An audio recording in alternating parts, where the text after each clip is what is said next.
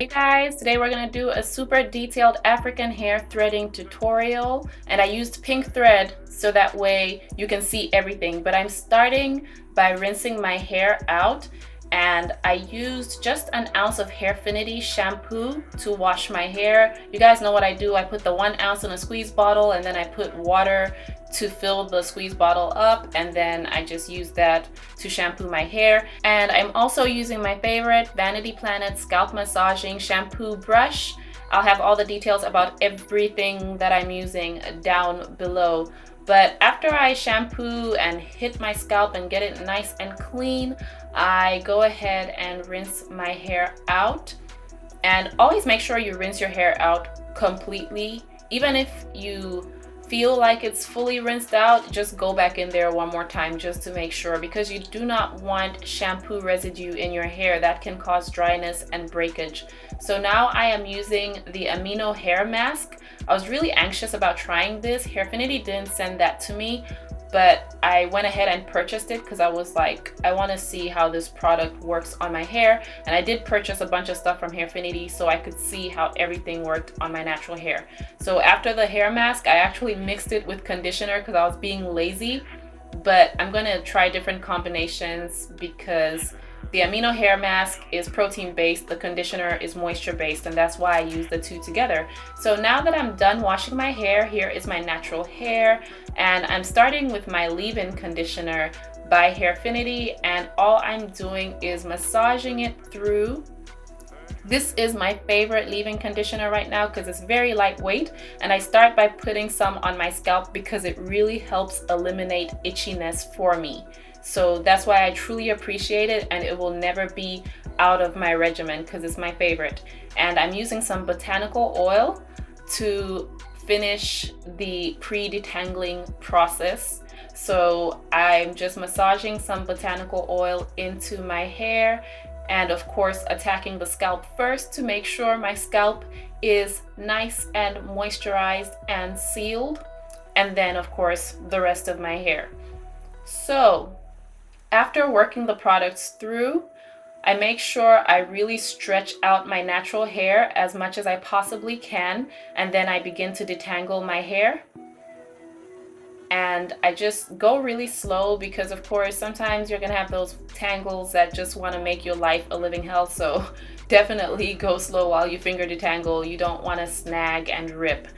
And after I finished finger detangling my hair, I just kind of work my hair together to prepare for the comb, and I always use a rake comb. It's my favorite detangling comb or tool. I don't use brushes at all because brushes rip my hair out. And now I'm Bantu knotting my hair so that I can prepare for the African hair threading. And people ask me how long I Bantu knot my hair for before I curl or stretch out my hair. I usually wait 30 minutes and then I start doing whatever it is that I want to do, and that's just so my arms can rest. So here is the Bantu knot, and I'm starting at the base, and I just wrap the thread around 4 or 5 times, usually 5 times, and that's usually enough to secure. So I will tension the hair a little bit and then start wrapping going down, and that's what I do with African hair threading. And that's what makes it easy for me to just, have the section smooth from root to tip. So I'm going all the way down, and when I get close to the end, I have a little tuft of hair. What I do is I get a little bit of edge control, and I have my Lovely Bees edge control, and just a little bit goes a long way. This one has a very nice flexible hold, so it's not going to be tacky or anything like that. What it does is it smooths my natural hair. You see, it's now stretching everything out that's left behind.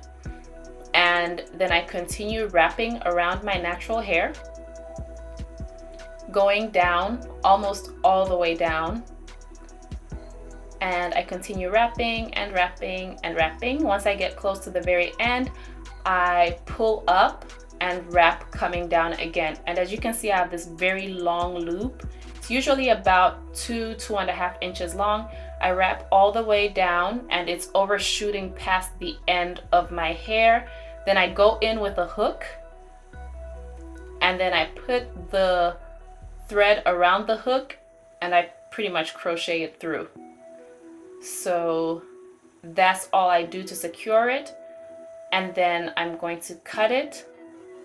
And this eliminates the whole having a knot at the end of your hair. So here I am testing the dampness of my hair because I want my hair to be just a little bit damp, and it still is. So there I am wrapping the thread around my hair, and I'm just going around 4 or 5 times, and I'll show you guys again so you can see clearly. But that's what I do at the base, and then I come down. So now I'm gonna wrap the thread going down slowly, and with the hand that's not wrapping, I make sure I'm squeezing on my natural hair so that way my hair is smooth as I go down. Always make sure you have a nice firm grip on your hair so that it's smoothing out as you go down, and that will really help you have desirable results. So now I'm going back in with that Lovely Bees edge control right on the ends, and just making sure the tuft of hair on the ends is smoothed out by the edge control. And then I'm continuing to wrap all the way to the very end. So now I'm going to make a long loop and go back up and then wrap going down again, so that way I can secure my thread with a hook. So now I'm at the very end, and I'm gonna grab my crochet hook and go through and just pretty much crochet through. And after doing that, I am going to go ahead and cut. And that is what my hair is looking like after doing half of my head.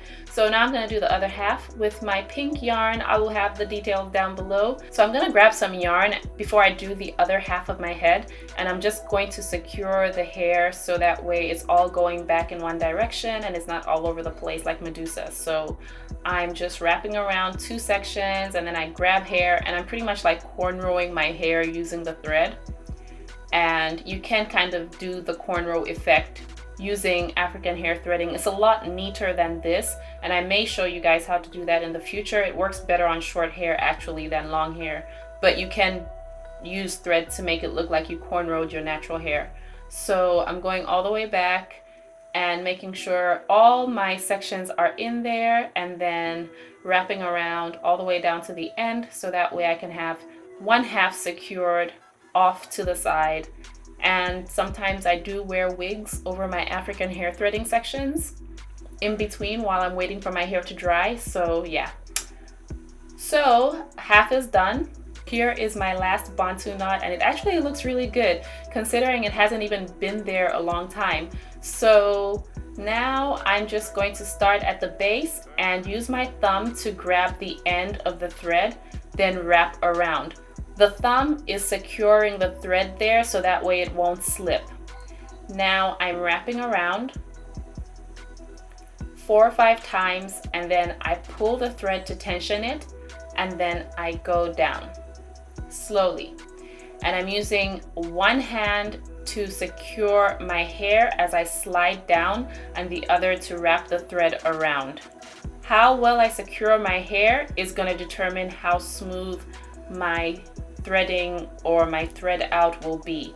Now on the ends, I am applying some edge control to really stretch my ends out. Not every strand will make it to the very end, unfortunately.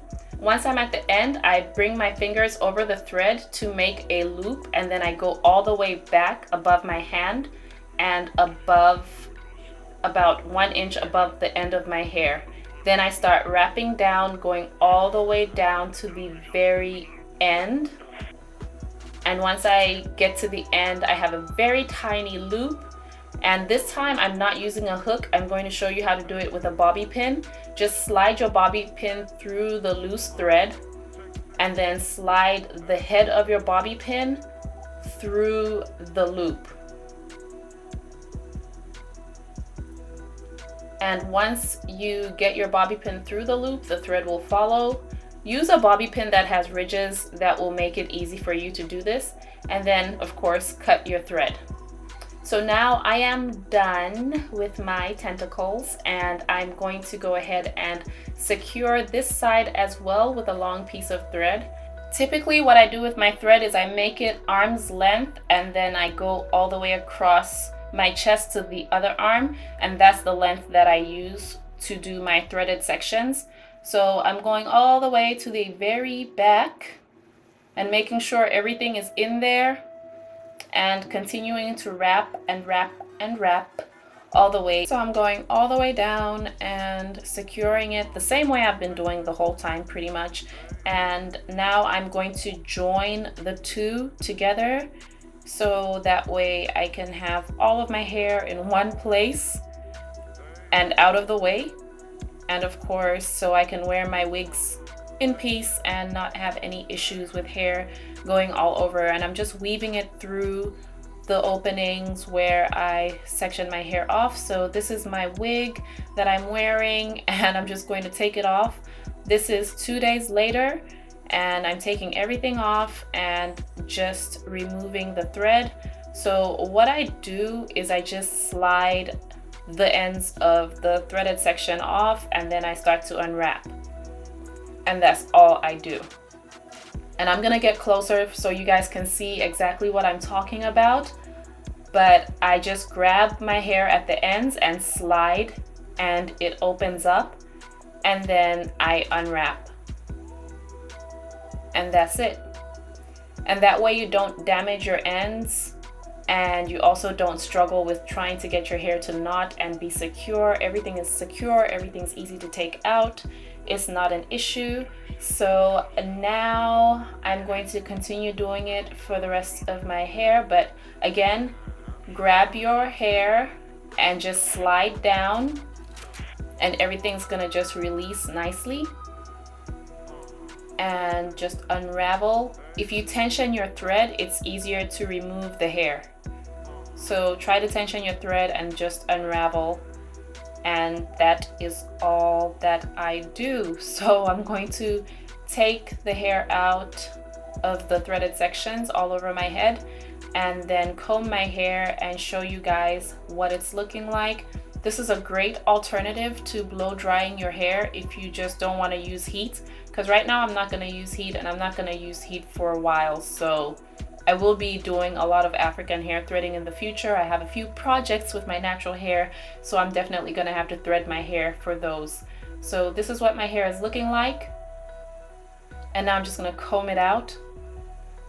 And it's stretched out nicely. So all I'm doing is just combing and making sure I comb slowly so that way I don't damage my hair. And this is it. I'm actually going to do a mini length check for you guys because I owe you a Hairfinity length check. I've probably said this one too many times, but the video is coming before the end of this month, I promise. So this is actually when I did my last Hairfinity length check back in October of last year. So yeah, this is an old video, sorry about that. And this is what it looks like. And that is all for my video. So thank you so much for watching. As always, I will talk to you guys on the next video, and definitely stay tuned for my length check video. Bye.